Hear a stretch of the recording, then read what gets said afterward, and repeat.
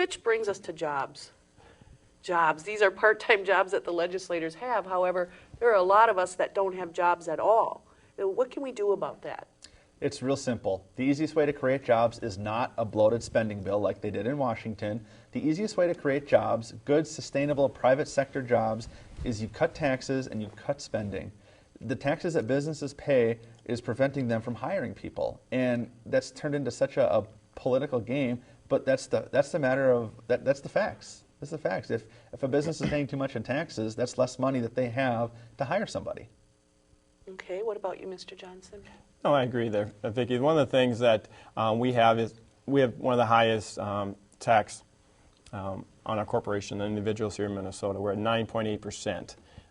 Our bordering states, some of them have 0. Now, it does a couple different things. One, if our businesses want to be competitive, they're going to have to either eat the loss here, or they can pass the tax down to the consumer. Because that same product that's made here can be made somewhere else or overseas at less money, can't be done here because we have such a higher tax rate. So if we have something sold, a snowblower, for example, for $200, and they can make it and produce it less next door because they don't have corporate taxes, they're going to go over there. Or if they can even make it cheaper overseas, they're going to go over there. Because of the regulations and the high corporate tax, a lot of businesses here locally, whether it be small or big, cannot sustain their business and be competitive at the same time. Or if they're a monopoly on the business and they're the only ones in the business, well, it's going to be harder on us because they're going to charge whatever they want, and they're going to have to pass that corporate tax down to the consumers.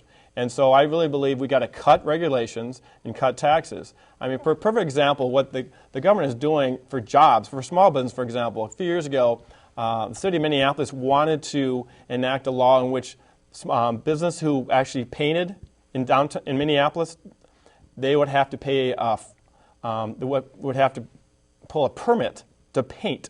I'm talking painting a wall. Pull a permit to paint a wall, whether residential, commercial, and be taxed on that. So now the business is doing two things. One, they got to run around, get a permit every time they just want to paint a wall, and on top of that, they're going to be charged a fee for that. So they're going to pass it on to the consumer, and they're going to say, well, no, I'm not going to afford it anymore because we continually raise the cost of doing painting for them. I won't do it. Or they have to eat the loss, and now that business is going to make less money because they got to pay more taxes. Another way of businesses getting in the way of business to grow and want to stay here. We need to get rid of that. Well, that brings me perfectly to the issue of health care.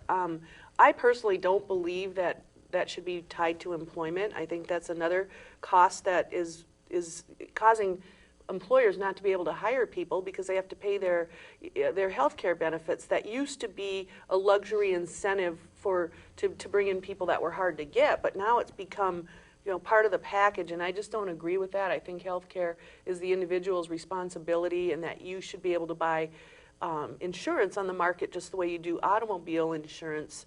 Am I on the right track with that, do you think? Yeah, I definitely agree with that, Vicki. And we also need to open the borders because we do not allow our insurance companies to buy across state lines. And that's one of the issues, be more competitive. We need that competition, and that itself will help bring it down. I mean, if we deal with the people that we need to help having health care, like I talked about earlier, there's 4 programs running right now. Cut it down to 1. So there's going to cut costs there.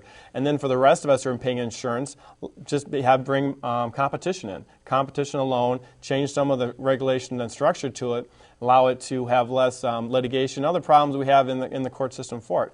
But if we look at the whole package and see what we're doing right now, take our current healthcare healthcare programs, which is one of the best in the world, and just fine-tune it. And I think that'll be much better than throwing it out and having government run something else again that they can't run because everything they run in the ground. Exactly. And that's another thing that people illegally cross our borders for is our wonderful healthcare system that gets so much criticism unfairly.